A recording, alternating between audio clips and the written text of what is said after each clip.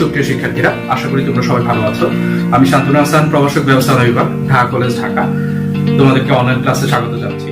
আজকে আমি অনার্স দ্বিতীয় বর্ষের কম্পিউটার ও তথ্য প্রযুক্তির বিষয়ের তৃতীয় অধ্যায় সিস্টেম সফটওয়্যার ও অ্যাপ্লিকেশন সফটওয়্যারের অন্তর্ভুক্ত টপিকগুলো আলোচনা করব। গত ক্লাসে আমি দ্বিতীয় অধ্যায়ের হার্ডওয়্যারের মেমোরি অংশ নিয়ে আলোচনা করেছি। যেহেতু গত সপ্তাহে আমি হার্ডওয়্যার নিয়ে আলোচনা করেছিলাম, ঈদের পরে আজকে আমি কম্পিউটার সফটওয়্যার অংশ, যেটা তোমাদের তৃতীয় অধ্যায়, সেটা নিয়ে আলোচনা করব।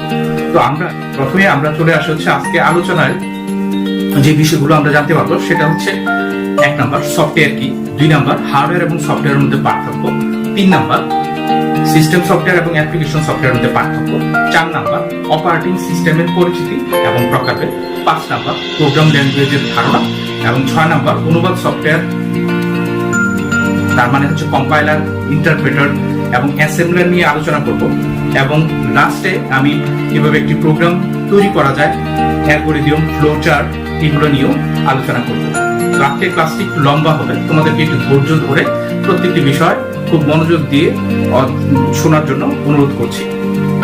তো আমি প্রথমেই চলে যাব হচ্ছে আজকের প্রথম যে আলোচনা, সেটা হচ্ছে সফটওয়্যার অংশ নিয়ে আমি চলে যাব।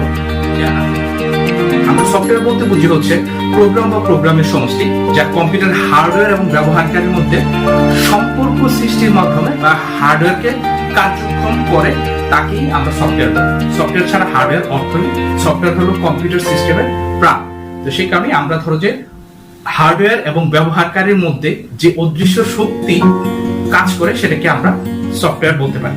অথবা আমরা বলতে পারি যে এই মানব দেহের ভিতরে যে আমরা যে রূহ বলি, যেটার সাহায্যে আমরা সাধারণত নিঃশ্বাস নিচ্ছি বা আমি তোমাদের সাথে কথা বলছি, এই রূহ মতোই তোমার সফটওয়্যারটাও কম্পিউটারের ভিতরে এভাবেই কম্পিউটার হার্ডওয়্যার এবং যারা ব্যবহারকারী তাদের ভিতরে সম্পর্ক সৃষ্টি করার জন্য কাজ করে। এই সফটওয়্যারের সাথেই আমরা যে বিষয়গুলো একটু আগে বললাম, যে আমরা প্রোগ্রাম নিয়ে কথা বলছি, যে সফটওয়্যার হচ্ছে অনেকগুলো প্রোগ্রামের সমষ্টি। তাহলে জানতে হবে আসলে প্রোগ্রামটা কি। আমরা প্রোগ্রাম নিয়ে যখন কথা বলি, প্রোগ্রাম বলতে আমরা বুঝি হচ্ছে কোন সমস্যার সমাধান বা কার্য সম্পাদনের উদ্দেশ্যে কম্পিউটারের ভাষায় ধারাবাহিকভাবে সাজানো নির্দেশমালাকেই আমরা প্রোগ্রাম বলি। দ্যাট মিনস কম্পিউটারের ভাষায় ধারাবাহিকভাবে সাজানো নির্দেশমালাকে আমরা প্রোগ্রাম বলি। দ্যাট মিনস কম্পিউটারের ভাষা বলতে বা মেশিন ল্যাঙ্গুয়েজ বলতে আমরা বাইনারি ডিজিট 0 এবং 1 এর মাধ্যমে সাজানো ধারাবাহিকভাবে যে নির্দেশনাগুলো বা রুলস রেগুলেশন গুলা কম্পিউটার প্রোগ্রামাররা যে কোনো সমস্যার সমাধান করার জন্য দিয়ে থাকে, তো সেটাকে আমরা সাধারণত প্রোগ্রাম বলে থাকি। এই সবগুলো প্রোগ্রামকে একত্রিত ভাবে আমরা সফটওয়্যার। তো আমরা গত ক্লাসে যেহেতু হার্ডওয়্যার নিয়ে আলোচনা করেছিলাম, আজকে হার্ডওয়্যার এবং সফটওয়্যার একটা তুলনামূলক আলোচনা আমরা আজকে ক্লাসে একটু করে ফেলি। তো প্রথমে আমরা গত ক্লাসে যেটা হার্ডওয়্যার সম্পর্কে জেনেছি, যে হার্ডওয়্যার একটি বাহ্যিক অবকাঠামো বা অবয়ব থাকে। এটি কোনো যন্ত্র বা যন্ত্রাংশ বা কোনো ডিভাইস যেটাকে আমরা স্পর্শ করতে পারি, সেটাকে আমরা হার্ডওয়্যার বলি। আর আমরা যদি সফটওয়্যারের সাথে পার্থক্য করি, আমরা একটু আগে যেটা জানলাম যে সফটওয়্যার হচ্ছে কোনো প্রোগ্রাম বা প্রোগ্রামের সমষ্টি, যা কম্পিউটার হার্ডওয়্যার এবং ব্যবহারকারীর মধ্যে সম্পর্ক সৃষ্টির মাধ্যমে এই হার্ডওয়্যার গুলোকে কার্যক্ষম করে। তো সেই কারণে আমরা এই হার্ডওয়্যার এবং সফটওয়্যারের ভিতরে এই বেসিক পার্থক্যটা একটু মনে রাখবো। তারপর হচ্ছে আমাদের এখানে আমরা হার্ডওয়্যার যেটা আছে, আমরা হার্ডওয়্যার নিয়ে যখন কথা বলি, যে হার্ডওয়্যারে সাধারণত আমরা সরাসরি ডিভাইস বা যে যন্ত্রাংশগুলো আমাদের চোখের সামনে পড়ে কম্পিউটারের, সেগুলোকে আমরা হার্ডওয়্যার বলে থাকি। যেমন এখানে কম্পিউটারের মাদারবোর্ড হতে পারে, অথবা তোমার এখানে হার্ড ডিস্ক হতে পারে, মাইক্রোপ্রসেসর হতে পারে, অথবা আইসি বা ইন্টিগ্রেটেড সার্কিট হতে পারে, মাউস, অথবা কম্পিউটারের যে কোনো অংশ, আমরা স্পিকার দেখি, প্রজেক্টর দেখি, মনিটর দেখি, সবগুলোই হচ্ছে তোমার হার্ডওয়্যারের অংশ। আর সফটওয়্যার হচ্ছে আমরা ধরো যে সফটওয়্যারকে এটা আমরা কম্পিউটার বিভিন্ন অ্যাপস বা অ্যাপ্লিকেশন হিসেবে দেখে থাকি। এটাকে সাধারণত আমরা ধরতে পারি না বা ছুঁতে পারি না, কিন্তু এটা দেখা যাচ্ছে বিভিন্ন সিস্টেমের ভিতরে এটাকে আমরা প্রোগ্রাম হিসেবে ইনস্টল করে এটা দিয়ে আমরা কাজ চালিয়ে নিতে পারি। বিভিন্ন ধরনের সফটওয়্যার, এগুলাকে আমরা সহজে আইডেন্টিফাই করতে পারি। যেমন অ্যাপ্লিকেশন সফটওয়্যার হিসেবে অফিস বা অ্যাডোব ফটোশপ, অথবা তোমার এখানে যে কোনো ধরনের আমরা কম্পিউটিং কাজ করার জন্য মাইক্রোসফট এক্সেলের যে প্রোগ্রামগুলো আছে, সবগুলোকে আমরা এখানে সফটওয়্যার ধরবো, এবং উইন্ডোজ অথবা লিনাক্স এইগুলো হচ্ছে তোমার সিস্টেম সফটওয়্যার হিসেবে আমরা তুলে নিতে নোট করে নিতে পারি। তো এইভাবে আমরা হার্ডওয়্যার এবং সফটওয়্যার ভিতরে পাশাপাশি কিছু আলোচনা আমরা এখন করে নিলাম। তো আমাদের আজকের যে মূল আলোচনা, আমরা আসলে আজকে আলোচনা করবো হচ্ছে সফটওয়্যার নিয়ে। তারপরে যেহেতু গত ক্লাসে আমি হার্ডওয়্যার নিয়ে আলোচনা করছি, হার্ডওয়্যার এবং সফটওয়্যার একটা তুলনামূলক আলোচনা আজকে এখানে আমি করে দিলাম। তো আমরা এখন মূল আলোচনা করব সফটওয়্যারের আমরা প্রকারভেদগুলো একটু জেনে নিব, যে আসলে সফটওয়্যারকে আমরা কয় ভাগে ভাগ করে দেখে থাকি। তো সফটওয়্যারকে মূলত আমরা দুই ভাগে ভাগ করে আলোচনা করতে পারি। একটা হচ্ছে তোমার সিস্টেম সফটওয়্যার, আর হচ্ছে তোমার অ্যাপ্লিকেশন সফটওয়্যার বা ব্যবহারিক সফটওয়্যার। তো প্রথমে আসলে সিস্টেম সফটওয়্যার যেটা আছে সেটা কি, সেটা নিয়ে একটু আলোচনা করি। তো সিস্টেম সফটওয়্যার যেটা আছে, সিস্টেম সফটওয়্যারটা আমরা মূলত বলে থাকি যে হার্ডওয়্যারকে কাজে লাগিয়ে ব্যবহারকারী সমস্যার সমাধান করার কাজের উপযুক্ত পরিবেশ নিশ্চিত করার জন্য সিস্টেম সফটওয়্যারটা তৈরি করা হয়। এবং সিস্টেম সফটওয়্যারটাকে সরাসরি আমরা অপারেটিং সিস্টেমও বলতে পারি। যেমন এখানে কম্পিউটারটাকে আমরা যখন চালনা করি, তখন কম্পিউটারটা যখন আমি পাওয়ার বাটনে চাপ দিই, তখন কম্পিউটারের যে বুটিং যে সিস্টেমটা চালু হয়, এই বুটিং হওয়ার সাথে সাথে দেখা যায় যে কম্পিউটারের যেই আমরা যেই যন্ত্রাংশ বা হার্ডওয়্যার গুলোর কথা বলি, সেগুলো আস্তে আস্তে অ্যাক্টিভ হয়, এবং সেই অ্যাক্টিভের কাজটা করে মূলতই হচ্ছে তোমার এই অপারেটিং সিস্টেমের যে সফটওয়্যার গুলো আছে সেগুলো। এবং সেগুলো দেখা যায় যে তোমার রম অথবা র্যাম, অথবা তোমার এখানে দেখা যাচ্ছে ক্যাশ মেমোরি, অথবা তোমার এখানে প্রসেসরের ভিতরে আরো অনেক চিপসেট, এইগুলো দেখা যাচ্ছে যে এই অপারেটিং সিস্টেমের যেই প্রোগ্রামগুলো, এগুলোর দ্বারা সচল হয়ে কম্পিউটারটাকে আমাদের সামনে ওপেন করে। তো সেই কারণে আমরা এখানে এটাকে সিস্টেম সফটওয়্যার অংশ বলি। তো সেই কারণে সিস্টেম সফটওয়্যারটা আমরা এইভাবেই বলতে পারি। তো সিস্টেম সফটওয়্যার বলতে আমরা এখানে অপারেটিং সিস্টেমও বলতে পারি, অথবা এখানে ড্রাইভার সফটওয়্যার গুলোকে বলতে পারি। যেমন যেমন আমি আমার কম্পিউটারের সাথে একটা প্রিন্টার ইউজ করি, তো এই প্রিন্টারের যে ড্রাইভার আছে, ওটা ছাড়া আমি প্রিন্টারটা আমি আমার কম্পিউটারে সেট করতে পারবো না, অথবা কম্পিউটার থেকে আমি কমান্ড দিলে সেই প্রিন্টারে প্রিন্ট হবে না। তো সেই কারণে প্রিন্টারের সাথে আগে ড্রাইভার সফটওয়্যারটা অ্যাড করে নিতে হয়। তো এটাকেও আমরা একটা সিস্টেম সফটওয়্যার হিসেবে ধরে নিই। তো সেই কারণেই এছাড়াও কিছু ইউটিলিটি সফটওয়্যার আছে যেটাকে আমরা আসলে সিস্টেম সফটওয়্যারের ভিতরে ধরি। যেমন আমার ডিফ্র্যাগমেন্টের যে কাজগুলো হয়, আমি যদি কম্পিউটারটা আমার অনেক সময় দেখা যায় স্লো হয়ে যায়, তো কম্পিউটারটাকে আমি যখন দ্রুত আবার রানের পজিশনে নিয়ে আসতে হয়, তখন আমার কম্পিউটারের যে ফাইলগুলো আমি ছড়িয়ে ছিটিয়ে আমি বিভিন্ন কাজের জন্য নিয়েছিলাম, সেগুলোকে আবার গুছাতে হয়।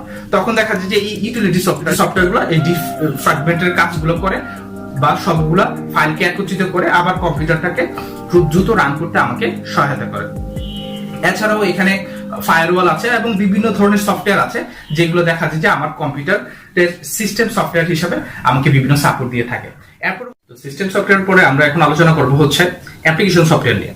তো অ্যাপ্লিকেশন সফটওয়্যার বলতে আমরা এখানে ব্যবহারকারী সমস্যার সমাধান বা ডেটা প্রক্রিয়াকরণের জন্য ব্যবহৃত প্রোগ্রামকেই অ্যাপ্লিকেশন সফটওয়্যার বলে। অ্যাপ্লিকেশন সফটওয়্যার হচ্ছে মূলত কোনো স্পেসিফিক সমস্যার সমাধানের জন্য তৈরিকৃত কোনো সফটওয়্যার, যে সফটওয়্যার দিয়ে আমরা সাধারণত কোনো স্পেসিফিক কোনো সমস্যা সেটার সমাধান করতে পারি। তো অ্যাপ্লিকেশন সফটওয়্যারের সাহায্যে আমরা দেখা যায় যে দৈনন্দিন বিভিন্ন গুরুত্বপূর্ণ কাজগুলো আমাদের যারা ব্যবহারকারী আছে তারা করে থাকে। যেমন অফিস ম্যানেজমেন্টের যে সফটওয়্যার গুলা, বা ওয়েব ব্রাউজিং আমরা করে থাকি, বা ইমেল প্রসেসিং করে থাকি, বা স্প্রেডশিট প্রোগ্রাম গুলো, অথবা ডাটাবেস ম্যানেজমেন্ট সিস্টেমের যে কাজগুলো আছে সবগুলো আমরা সাধারণত এই অ্যাপ্লিকেশন সফটওয়্যার দিয়ে করে থাকি।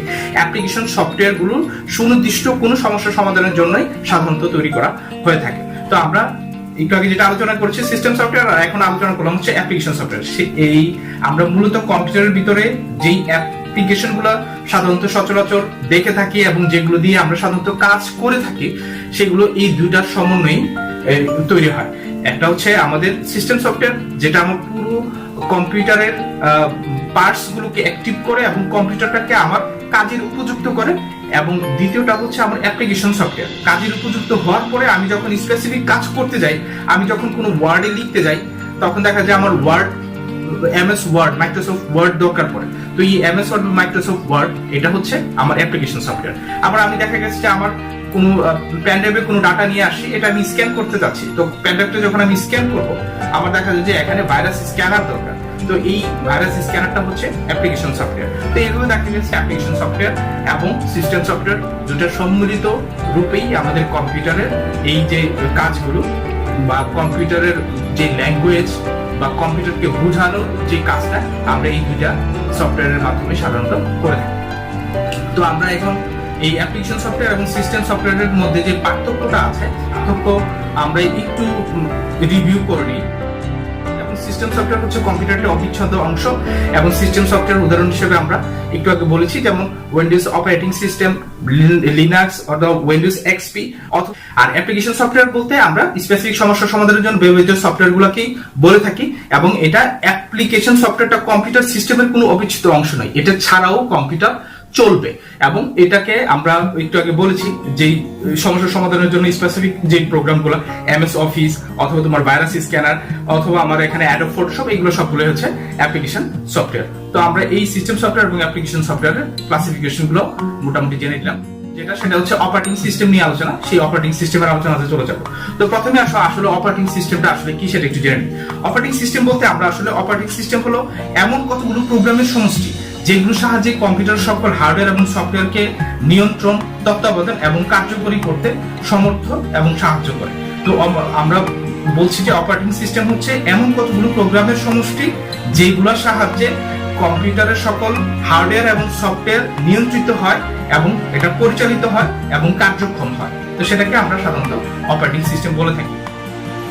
তো অপারেটিং সিস্টেম কম্পিউটারের মধ্যে প্রাণের সঞ্চার করে, ইহা কম্পিউটার এবং ব্যবহারকারীর মধ্যে সেতু বন্ধন করে। তো আমরা অপারেটিং সিস্টেম নিয়ে অনেকক্ষণ কথা বলছি। তো অপারেটিং সিস্টেম আসলে কি কি কাজ করে এটা জানা দরকার। তো সেই কারণে আমরা এখন পড়বো হচ্ছে অপারেটিং সিস্টেমের গুরুত্ব নিয়ে। তো অপারেটিং সিস্টেমের গুরুত্বের ভিতরে প্রথমেই আসছে সেটা হচ্ছে অপারেটিং সিস্টেম, আমরা জানি যে সিপিইউর কাজকে বা সেন্ট্রাল প্রসেসিং ইউনিট যে আছে এটার কাজকে নিয়ন্ত্রণ করে সাধারণত এই অপারেটিং সিস্টেমের আরো কিছু কাজ আছে যা আমরা সিকোয়েন্সিয়ালি যদি আমরা পড়ে যাই, প্রায় 8 থেকে 9টা কাজ আমরা অপারেটিং সিস্টেমের পাবো যেটা কম্পিউটারের ভিতরে করে থাকে। তো এবং দ্বিতীয় হচ্ছে এখানে মেমোরি ম্যানেজমেন্ট করে কম্পিউটারের দক্ষতা বৃদ্ধির কাজটাও কিন্তু আসলে অপারেটিং সিস্টেম করে থাকে। তো আমরা এখানে মেমোরি ম্যানেজমেন্ট বলতে এখানে বোঝাচ্ছি অপারেটিং সিস্টেম দেখা যায় যে আমার প্রাইমারি মেমোরি এবং সেকেন্ডারি মেমোরি এই দুটার ভিতরেই আমাকে দেখা যায় যে অ্যাক্সেস করে খুব সহজেই আমার ডাটা প্রসেসিং করা, সংরক্ষণ করা এবং প্রদর্শন করার কাজটি করতে সহায়তা করে থাকে। তো সেখানে আমরা মেমোরি ম্যানেজমেন্টের ক্ষেত্রে আমরা বলে থাকি যে অপারেটিং সিস্টেম আমাকে সহায়তা দিয়ে থাকে। এছাড়াও আমরা এখানে যদি বলি ইনপুট আউটপুট ডিভাইস সহ অন্যান্য রিসোর্স গুলো যেগুলো আমার কম্পিউটারের সাথে যুক্ত হয় সেই রিসোর্স গুলোকে কিন্তু অপারেটিং সিস্টেমটা নিয়ন্ত্রণ করে। এছাড়াও আমি যদি আরো বলি যে এখানে ব্যবহারকারী এবং সিস্টেম কম্পিউটারের নিরাপত্তার ব্যাপারটিও কিন্তু অপারেটিং সিস্টেম করে থাকে। দ্যাট মিন্স ব্যবহারকারী এবং প্রোগ্রামের নিরাপত্তার কাজটা সাধারণত দেখা যাচ্ছে অপারেটিং সিস্টেম করে থাকে, এবং অপারেটিং সিস্টেম কম্পিউটারকে সচল এবং ব্যবহার উপযোগী করে তোলে। তো আমরা জানি যে অপারেটিং সিস্টেমে এখানে ইনপুট প্রসেসিং আউটপুট ডিভাইস গুলো এইগুলো সবগুলোই অপারেটিং সিস্টেমের মাধ্যমে অ্যাক্টিভ হয়ে যায়। যেমন আমরা জানি যে hard disk, printer, floppy disk, mouse, এই কিবোর্ড এই সবগুলোই কিন্তু কাজ করে অপারেটিং সিস্টেমের মাধ্যমে। অপারেটিং সিস্টেমই দেখা যাচ্ছে যখন রান হয় তখন এই সবগুলো হার্ডওয়্যারকে বা ডিভাইসকে সচল করে। সেই কারণে আমরা বলি কম্পিউটার সিস্টেমে কম্পিউটারকে সচল ও ব্যবহার উপযোগী করে তোলা হচ্ছে এই অপারেটিং সিস্টেম। এছাড়াও আমরা অপারেটিং সিস্টেমের আরো কিছু কাজ আছে, যেমন আমরা এখানে নেটওয়ার্কিং এর ক্ষেত্রে যে এক কম্পিউটারের সাথে আরেক কম্পিউটারের তথ্য আদান প্রদানের ক্ষেত্রে দেখা যায় যে এই অপারেটিং সিস্টেমটা আমাকে সহায়তা করে থাকে। অপারেটিং সিস্টেমের মাধ্যমেই দেখা যায় যে আমি কম্পিউটারের যে নেটওয়ার্ক এস্টাবলিশের কাজটা সেটা আমরা করতে পারি। তো ডাটা আদান প্রদানের ক্ষেত্রেও এক কম্পিউটার থেকে আরেক কম্পিউটার দেখা যাচ্ছে এই অপারেটিং সিস্টেমটা কাজ করে থাকে। এছাড়াও এখানে অপারেটিং সিস্টেমের আরো কিছু কাজ আছে। অপারেটিং সিস্টেম দেখা যাচ্ছে যে আমাকে এখানে কম্পিউটারের গুরুত্বপূর্ণ তথ্য অনাদিষ্ট অথবা এখানে বিনা অনুমতিতে যারা কম্পিউটারের তথ্য হ্যাক করে বা চুরি করে নিয়ে যায় তাদের ক্ষেত্রেও দেখা যায় যে এই অপারেটিং সিস্টেমটা আমার সিকিউরিটি কাজ করে থাকে। অপারেটিং সিস্টেম দেখা যায় যে অপারেটিং সিস্টেম ইনস্টল করার সাথে সাথে কম্পিউটারটা ফায়ারওয়ালও ইনস্টল হয়ে যায়, যেটা দেখা যাচ্ছে আমার ইন্ট্রুডার বা যারা বিনা অনুমতিতে প্রবেশ করে আমার তথ্য হাতিয়ে নিতে চায় তাদের থেকে আমার কম্পিউটারের তথ্যগুলোকে নিরাপত্তা দিয়ে থাকে। এছাড়াও অপারেটিং সিস্টেমের আরেকটি কাজ হচ্ছে টাস্ক ম্যানেজমেন্ট করা। অপারেটিং সিস্টেম দেখা যাচ্ছে টাস্ক ম্যানেজমেন্টের কাজটাও করে। আমার কম্পিউটারে অনেকগুলো টাস্ক একসাথে চলতে পারে। ধরো যে আমি বসে টাইপ করছি এবং পাশাপাশি আমি মিউজিকও শুনছি, অথবা আমি দেখা গেছে যে এডিটিং করছি, টাইপ করছি, মিউজিক শুনছি, অনেকগুলো কাজ আমি একসাথে করছি। অনেক সময় দেখা যায় যে এই কাজ করতে যে অপারেটিং সিস্টেমের এই কাজগুলো করতে যে আমার অনেক সময় দেখা যায় যে সিপিইউ সহজে মানে রান বা লোড নাও হতে পারে, অনেক সময় হ্যাং হয়ে যেতে পারে। তো সেই ক্ষেত্রে দেখা যাচ্ছে আমার এই অপারেটিং সিস্টেম এই ক্ষেত্রে আমাকে টাস্ক ম্যানেজমেন্ট করে আমার অপ্রয়োজনীয় বা যেই প্রোগ্রামটা আমার বেশি গুরুত্বপূর্ণ নয় সেই প্রোগ্রামটাকে অফ করে দিয়ে স্টপ করে দিয়ে যে প্রোগ্রামটা সবচেয়ে বেশি গুরুত্বপূর্ণ সেই টাস্কটাকে সচল রেখে আমার প্রসেসিং করার কাজটাকে সহজ করে। তো সেভাবেই আমরা এখানে টাস্ক ম্যানেজমেন্টের কাজটা আমরা অপারেটিং সিস্টেমের মাধ্যমে আমরা সহজেই করতে পারি। এছাড়া এখানে ফাইল ম্যানেজমেন্টের কাজ যেটা আছে, ফাইল ম্যানেজমেন্টের কাজটাও কিন্তু অপারেটিং সিস্টেমের মাধ্যমেই হয়ে থাকে। আমরা ফাইল ম্যানেজমেন্ট বলতে ধরো যে ফাইল ডিলিট করা অথবা এখানে কপি করা, মুভ করা অথবা স্টোর করা, এই সবগুলো কাজ কিন্তু অপারেটিং সিস্টেমের মাধ্যমে আমরা করে থাকি। তো এইভাবেই দেখা যায় যে অপারেটিং সিস্টেম এই গুরুত্বপূর্ণ এই এতগুলো কাজ করে থাকে। তো আমরা প্রথমে যেই গুরুত্বপূর্ণ কাজগুলো বলেছি অপারেটিং সিস্টেম করে থাকে, প্রথম বলেছি যে সিপিইউর কাজকে নিয়ন্ত্রণ করে থাকে, দ্বিতীয় বলেছি এটা মেমোরি ম্যানেজমেন্ট করে থাকে, তৃতীয় বলেছি এটা দেখা যায় যে ইনপুট আউটপুট ডিভাইস এবং রিসোর্স গুলোকে নিয়ন্ত্রণ করে, পঞ্চম বলেছি ব্যবহারকারী এবং প্রোগ্রামের নিরাপত্তা প্রদান করে এই অপারেটিং সিস্টেম, এবং ষষ্ঠ বলেছি অপারেটিং সিস্টেম কম্পিউটারকে সচল এবং ব্যবহার উপযোগী করে তোলে, এবং সপ্তম বলেছি যে অপারেটিং সিস্টেম দেখা যায় যে কম্পিউটারের সিকিউরিটি বা নিরাপত্তার কাজটা করে, অষ্টম বলেছি টাস্ক ম্যানেজমেন্টের কাজ করে থাকে অপারেটিং সিস্টেম, এবং নবম বলেছি অপারেটিং সিস্টেমের মাধ্যমে আমরা ফাইল ম্যানেজমেন্টও এবং নেটওয়ার্কিং এর কাজও আমরা সাধারণত করে থাকি, বা তথ্য আদান প্রদানের কাজটাও আমরা সাধারণত অপারেটিং সিস্টেমের মাধ্যমে করে থাকি। তো এই হচ্ছে আমাদের অপারেটিং সিস্টেম কি এবং অপারেটিং সিস্টেমের গুরুত্ব বা কাজগুলো নিয়ে আলোচনা। এরপরে হচ্ছে আমরা আরেকটি গুরুত্বপূর্ণ টপিক, সেটা হচ্ছে অপারেটিং সিস্টেমের প্রকার, সেটা নিয়ে এখন আলোচনা করব। তো আমরা অপারেটিং সিস্টেমের যে প্রকারভেদ, আমরা যদি অপারেটিং সিস্টেমের প্রকারভেদের কথা বলি, আমরা অপারেটিং সিস্টেমটাকে দুই ভাগে ভাগ করতে পারি, ইউজার ইন্টারফেস অনুযায়ী অথবা ব্যবহারকারীর সুবিধা বা ব্যবহারকারী যে প্ল্যাটফর্মে এটাকে ব্যবহার করে সেই ব্যবহারকারী বা ইউজার ইন্টারফেস অনুসারে আমরা এই অপারেটিং সিস্টেমকে দুই ভাগে ভাগ করতে পারি।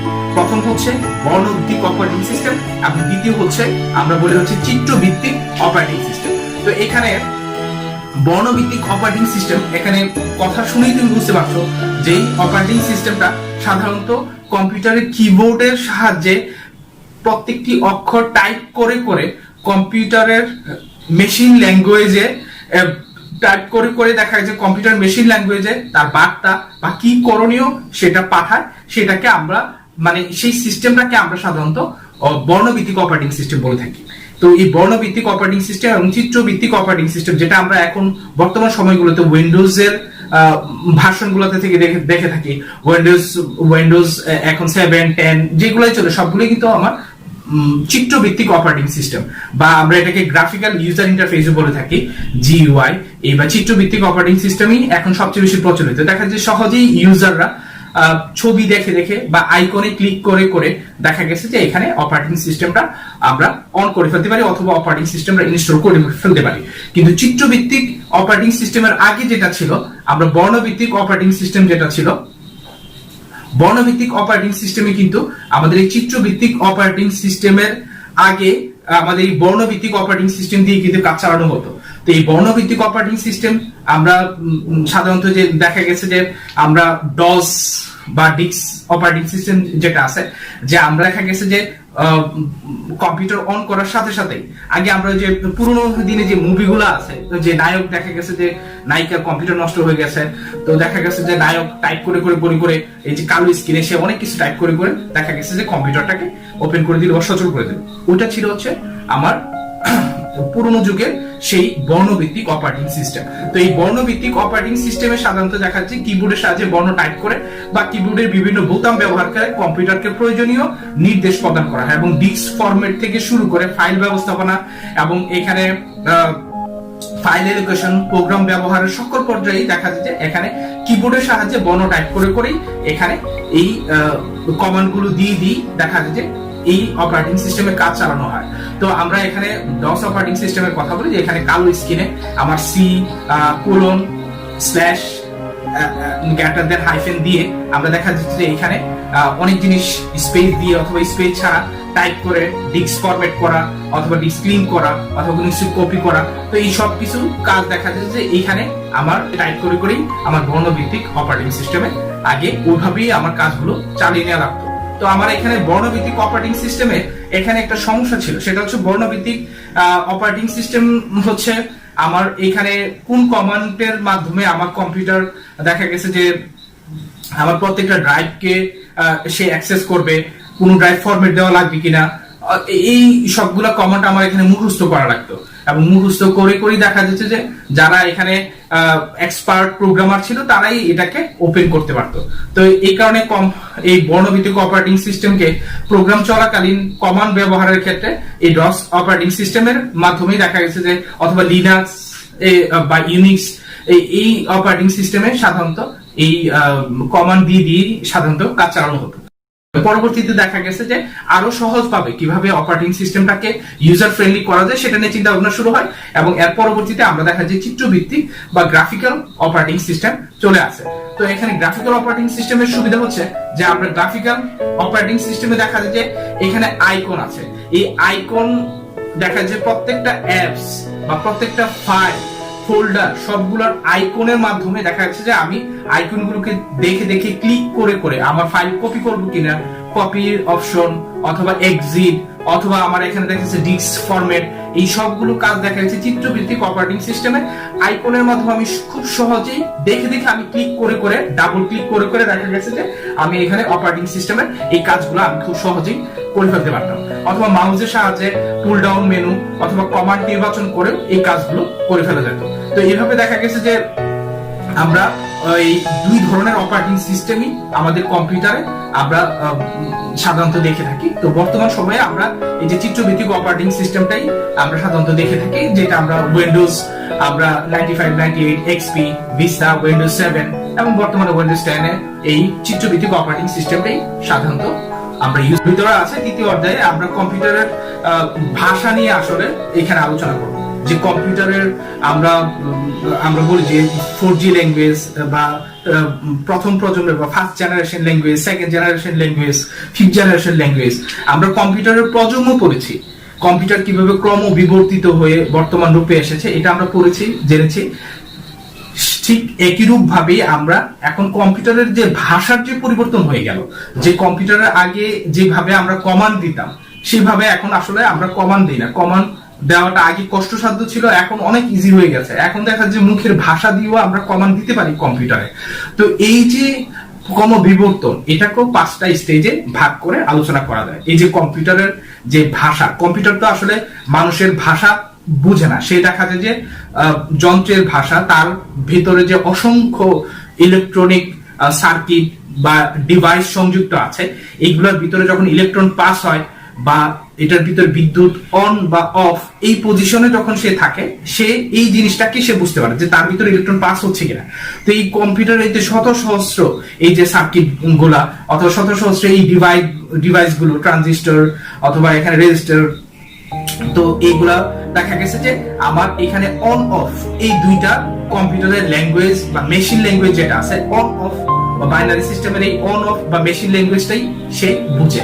তো এই মেশিন ল্যাঙ্গুয়েজে সাধারণত দেখা যেত আমাদের একদম প্রথম জেনারেশনে বা ফার্স্ট জেনারেশন ল্যাঙ্গুয়েজ যেটা ছিল মেশিন ল্যাঙ্গুয়েজ, এই 0101 লিখে লিখে দেখা যাচ্ছে প্রোগ্রামাররা এখানে কম্পিউটারকে কমান্ড করতো এবং কম্পিউটার সেই অনুযায়ী দেখা যাচ্ছে 01 ক্যালকুলেশন করে করেই কম্পিউটার ওপেন হতো। তো এটাতে বোঝাচ্ছে যে প্রোগ্রামার অনেক সময় নষ্ট হতো এবং অনেক শ্রমসাধ্য অথবা কষ্টকর ব্যাপার ছিল এবং অনেক দীর্ঘ সময় ধরে দেখা যাচ্ছে এই প্রোগ্রামগুলো লেখার কাজ করতে। তো সেই কারণে এই সমস্যাগুলো সমাধান করার জন্য এখন আস্তে আস্তে দেখা যাচ্ছে ল্যাঙ্গুয়েজগুলোকে সহজ করে নিয়ে আসা হচ্ছে। তো সেই কারণে আমরা আসলে দেখি এই কম্পিউটারের প্রজন্ম, এই বা কম্পিউটারের ভাষার যেই পরিবর্তন হয়ে গেছে, এই জেনারেশনের ভাষাগুলো আমরা একটু জেনে নিই। তো আমরা এই কম্পিউটারের প্রজন্ম যে বা ভাষা যেগুলো আছে, আমরা এই কম্পিউটারের ভাষা লিখা এবং কম্পিউটার ভাষার ব্যবহার আমরা একদম প্রথম প্রজন্মে যদি চলে যায়, 1945 সালে ফার্স্ট জেনারেশন ল্যাঙ্গুয়েজ তোমার আবিষ্কার হয়, যেটাকে আমরা মেশিন ল্যাঙ্গুয়েজও বলে থাকি বা মেশিনের ভাষা বলে থাকি। এরপরে দ্বিতীয় প্রজন্ম যেটা আছে সেটা এর ঠিক 5 বছর পরে 1950 সালে অ্যাসেম্বলি ল্যাঙ্গুয়েজ আবিষ্কার হয়। এরপরে তোমার থার্ড জেনারেশন 1960 সালে উচ্চতর বা হাই লেভেল ভাষা, থার্ড জেনারেশনের ভাষা আবিষ্কার হয়। ফোর্থ জেনারেশনের ভাষা 1970 সালে চতুর্থ লেভেল বা ভেরি হাই লেভেল ল্যাঙ্গুয়েজ আবিষ্কার হয়। এবং বর্তমান সময়ে পঞ্চম প্রজন্মের বা ফিফথ জেনারেশনের ভাষা 1980 সাল থেকে এখন পর্যন্ত এই পঞ্চম প্রজন্মের ভাষা আবিষ্কারের পর্যায়ে রয়ে গেছে এবং আবিষ্কার হয়েছে, টেস্টিং চলছে। এই পঞ্চম প্রজন্মের ভাষাগুলোকে আমরা সাধারণত স্বাভাবিক বা ন্যাচারাল ল্যাঙ্গুয়েজে বলি। দেখা যাচ্ছে যে আমি বাংলাতে কথা বলছি, আমি বাংলাতে কথা বলেই দেখা যাবে যে আমি কম্পিউটারে কমান্ড করলে দেখা যাবে যে এটা আমার কথা বুঝে সে ক্যালকুলেশন করা, লেখার কাজ অথবা যে কোনো কাজ দেখা যাবে যে আমি বাংলাতে বলবো, এই কমান্ডটা শুনে কম্পিউটার দেখা যাবে রেসপন্স করবে। তো এটাই হচ্ছে পঞ্চম প্রজন্মের ভাষা। তো আমরা এই পর্যন্ত এখন আমরা চলে এসেছি, আমরা কিছু কিছু অ্যাপস দেখি এখন মানুষের কথা সে বুঝতে পারে। যেমন আমরা গুগল লাইভ ট্রান্সলেটরের কথা জানি। তো গুগল লাইভ ট্রান্সলেটরে আমি যেটা বলছি সেটাই দেখা যাবে যে আমি বাংলাতে বলছি, সেইটা বাংলাতে, অথবা সে কেউ যদি চাইনিজে বলে সেটা চাইনিজে দেখা যাচ্ছে সেটাকে কনভার্ট করে দিচ্ছে। তো এখন পঞ্চম প্রজন্মের ভাষাও চলে আসে এবং অচিরে দেখা যাবে যে আমরা যে কোনো ভাষাতেই আমি কম্পিউটারকে কমান্ড করলে কম্পিউটার সেই অনুযায়ী রেসপন্স করবে। তো এই হচ্ছে আমাদের বিভিন্ন প্রজন্মের ভাষা নিয়ে কথার শুরু। তো আমরা আসলে প্রথম প্রজন্মের ভাষা নিয়ে কিছু কথা তোমাদেরকে বলে দিই। প্রথম প্রজন্মের শুরুটা ছিল 1945 সালে, যেটাকে আমরা মেশিনের ভাষা বলতাম বা মেশিন ল্যাঙ্গুয়েজ বলা হতো। সেটা 0 এবং 1 দিয়ে বা এই দুই বাইনারি সংখ্যা দিয়ে সকল প্রোগ্রাম এখানে লেখা হতো। এবং মেশিনের ভাষা দেখা গেছে যে এখানে যেহেতু এটা মেশিনের ভাষা, এটা মেশিনের উপর নির্ভরশীল ছিল এবং সকল প্রোগ্রামই দেখা গেছে যে এই মেশিনের উপর লেখা হইতো। তো দেখা গেছে যে এক মেশিনের ভাষা আরেক মেশিনে এখানে নিয়ে গেলে ওইটা কাজ করতো না, এবং এখানে এক মেশিনের ভাষা অন্য মেশিনে ব্যবহার করা প্রায় অসম্ভব ছিল, এখানে ব্যবহার করা যেত না। এবং মেশিনের ভাষায় প্রোগ্রাম লিখতে গেলে দক্ষ প্রোগ্রামারের দরকার ছিল। মেশিনের ভাষায় দেখা গেছে যে আমার যদি কোনো প্রোগ্রামের ভুলকে আমরা বলেছি বাগ, ঠিক আছে, BUGS বাগ, প্রোগ্রামের ভুলকে আমরা বাগ বলি। এই বাগ কে যদি আমি সংশোধন করি, এই ভুলটাকে আমি যখন সংশোধন করি এটাকে আমরা বলেছি ডিবাগিং। তো প্রোগ্রামের ভাষায় যদি কোনো ভুল থাকে সেটাকে পরিবর্তন করা বা সংশোধন করা বা এই ডিবাগিং এর কাজটা খুব কঠিন ছিল মেশিন ল্যাঙ্গুয়েজে। তো এই সমস্যার সমাধান করার জন্যই আমাদের দ্বিতীয় প্রজন্মের যে ভাষাটা সেটা চলে আসে। এবং দ্বিতীয় প্রজন্মের ভাষাতে এই মেশিন ল্যাঙ্গুয়েজের থেকে একটু উন্নতর রূপ দ্বিতীয় প্রজন্মের ভাষা সেটা শুরু হয় 1950 সাল থেকে, যেটাকে আমরা অ্যাসেম্বলি ল্যাঙ্গুয়েজ বলি। এবং দ্বিতীয় প্রজন্মের ভাষার ক্ষেত্রে আমরা নির্দেশ এবং ডেটার অ্যাড্রেস বাইনারি বা হেক্সা সংখ্যার সাহায্য না নিয়ে আমরা দেখা গেছে যে এখানে সংকেতের সাহায্যে আমার দ্বিতীয় প্রজন্মের ভাষাটা আমার লেখা শুরু হয়। এবং সংকেতগুলো আমরা সাধারণত সিম্বলিক কোড বা এখানে নেমোনিক কোড, যেগুলো আমরা বিভিন্ন ধরনের চিহ্ন, অক্ষর, এইগুলাকে দিয়ে দেখা গেছে যে বড় সংখ্যাকে খুব ছোট করে লেখার এখানে সিস্টেম চলে আসে। যেমন 010101 এটা প্রথম প্রজন্মের মেশিন ল্যাঙ্গুয়েজ। এটা ব্যবহার না করে দেখা গেছে যে খুব ছোট একটা সিম্বল অথবা দেখা গেছে যে কোনো একটা অ্যালফাবেট দিয়ে বা 2-3টা অ্যালফাবেট দিয়ে দেখা গেছে যে এখানে নিউমোনিক কোডগুলা বা সিম্বলিক কোডগুলা তৈরি করা হতো, যেটা দিয়ে আমার দেখা গেছে যে মেশিনের ভাষার চেয়ে খুব সহজেই এখানে প্রোগ্রাম লেখা যেত। এবং এইখানে একসাথে অনেক বর্ণ ব্যবহার করা যেত। এই হচ্ছে সেকেন্ড জেনারেশন বা অ্যাসেম্বলি ল্যাঙ্গুয়েজ। তারপর হচ্ছে আমার থার্ড জেনারেশন, যেটা আমরা 1960 সাল থেকে শুরু হয়। থার্ড জেনারেশনে আমার হাই লেভেলের ভাষা শুরু হয়। হাই লেভেলের ভাষা মানুষের ভাষার মতোই, যেমন মানুষের ভাষা বলতে আমরা শুধু স্পেসিফিক্যালি ইংলিশ অ্যালফাবেট ABCD, এই ইংলিশের সাথে মিল আছে হাই লেভেলের ভাষা। এবং হাই লেভেলের ভাষার প্রধান সুবিধা হলো এখানে লিখিত প্রোগ্রাম যে কোনো কম্পিউটারে ব্যবহার করতে। আমরা উপরের মেশিন ল্যাঙ্গুয়েজের যেই সমস্যাটা ছিল, এক মেশিনের ভাষা অন্য মেশিনে নিয়ে গেলে সেটা সাধারণত বুঝতো না, কিন্তু এখানে দেখা গেছে যে হাই লেভেলের ভাষা এক কম্পিউটারের ভাষা আরেক কম্পিউটারের সেম প্ল্যাটফর্মে দেখা যাচ্ছে বোঝা যেত। তো এইভাবে দেখা গেছে যে এখানে মানুষের পক্ষে লো লেভেল ভাষা, যেটা আমরা প্রথম এবং দ্বিতীয় লেভেলের চাইতে হাই লেভেল ভাষাটা শেখা শুরু হয় এবং এটা অনেক সহজ ছিল তৃতীয় প্রজন্মে। এবং হাই লেভেলের ভাষায় দেখা গেছে তাড়াতাড়ি প্রোগ্রাম লেখা যেত এবং 4-5টি নির্দেশ দেখা গেছে হাই লেভেল ভাষায় শুধুমাত্র একটি বাক্য লিখেই সহজেই সমাধান করে ফেলা যেত। এবং হাই লেভেলের ভাষায় দেখা যাচ্ছে যে স্বাভাবিক ভাষায় ইংরেজিতে অনেক শব্দ ব্যবহার করা যেত এবং হাই লেভেলের ভাষা পরবর্তীতে দেখা গেল যে অসংখ্য প্রোগ্রাম হাই লেভেলের ভাষায় চলে আসে এবং বর্তমানে প্রায় 500টির উপরে দেখা গেছে যে তোমার এখানে হাই লেভেল ভাষা সংরক্ষিত আছে এবং এইগুলো দেখা গেছে যে এই হাই লেভেল ভাষায় সংরক্ষিত প্রোগ্রামগুলো দিয়ে এখন তুমি যেই কোনো কম্পিউটারেই দেখা গেছে এই হাই লেভেল ভাষাগুলো ইউজ করে তুমি কম্পিউটার কোডিং করে প্রোগ্রাম তৈরি করে ফেলতে পারবা। যেমন আমরা হাই লেভেল ভাষা এই 3rd জেনারেশনে যেগুলো আছে আমরা বলতে পারি কোবাল আছে, সি আছে, ফোরট্রান আছে, বেসিক আছে, এই সবগুলোই হচ্ছে হাই লেভেল ভাষা বা অ্যালগো আছে। তো এই হাই লেভেল ভাষাগুলো আমি দেখা গেছে যে কোনো কম্পিউটারে নিয়ে আমি বেসিক এই সফটওয়্যারটা আমি আমার কম্পিউটারে ইনস্টল করে দেখা গেছে আমি বেসিক দিয়ে প্রোগ্রাম আমি খুব সহজেই বানিয়ে ফেলতে পারবো। অথবা তুমিও দেখা গেছে যে বেসিক দিয়ে তোমার কম্পিউটারে এই বেসিক ইনস্টল করে বা ফোরট্রান ইনস্টল করে তুমিও প্রোগ্রাম কোডিং করতে পারবে। তো এই কারণেই এখানে 3rd লেভেলের ভাষাটা সহজ দেখে এবং এটা অসংখ্য এখানে লাইব্রেরি প্রোগ্রাম এখানে তৈরি হয় এবং এটা এখন ব্যবহার হয় বলে এটা সবচেয়ে জনপ্রিয় হয়ে যায়। এবং এখানে এই হাই লেভেল ভাষায় দেখা গেছে যে প্রোগ্রাম লেখাটা খুব সহজ হয় এবং হাই লেভেল ভাষায় সাধারণত দেখা যায় যে এখানে কিছু অসুবিধা আমরা এখানে দেখতে পাই। যেমন এখানে কম্পিউটার সাধারণত এই হাই লেভেলের ভাষা সরাসরি বুঝতে পারে না। মানে এখানে ইংলিশ অ্যালফাবেটটা কম্পিউটারকে আমার অ্যালফাবেটটা কম্পিউটারকে বুঝাইতে হলে এখানে 8টা বাইনারি বিট, ঠিক আছে, 01000100 এইগুলা দিয়ে দেখা গেছে যে কম্পিউটারকে কমান্ড দিয়ে বোঝানো লাগতো যে এটা ঠিক আছে। তো সেই কারণেই এখানে এই কম্পিউটারকে যেহেতু এই হাই লেভেলের ভাষা কম্পিউটার যেহেতু বুঝে না, কম্পিউটারকে বুঝাইতে হলে এখানে হাই লেভেল ভাষা আবার কম্পিউটার ইনস্টল করতে হলে একটা অনুবাদক সফটওয়্যারও লাগে। হ্যাঁ, তো এই অনুবাদক সফটওয়্যার দিয়ে দেখা যায় যে এই হাই লেভেল ভাষাটা প্রোগ্রামটা আমার কম্পিউটার রান করতে হয়। এরপরে হচ্ছে এখানে হাই লেভেল ভাষার একটা অসুবিধা হচ্ছে হাই লেভেল ভাষায় দেখা গেছে যে প্রোগ্রাম রান করতে বেশি সময় লাগে এবং হাই লেভেল ভাষাটা যেহেতু এখানে ফাইল বড় হয় এটার মেমোরি জন্য বেশি জায়গার দরকার পড়ে। এছাড়াও হাই লেভেল ভাষায় এখানে দেখা গেছে যে ক্লাসটি বেশি দীর্ঘ হয়ে যাওয়ায় চতুর্থ প্রজন্ম থেকে ফ্লোচার্ট পর্যন্ত বাকি লেকচারটুকু আরেকটি ক্লাসে দেওয়া হবে ইনশাআল্লাহ। ধন্যবাদ সবাইকে।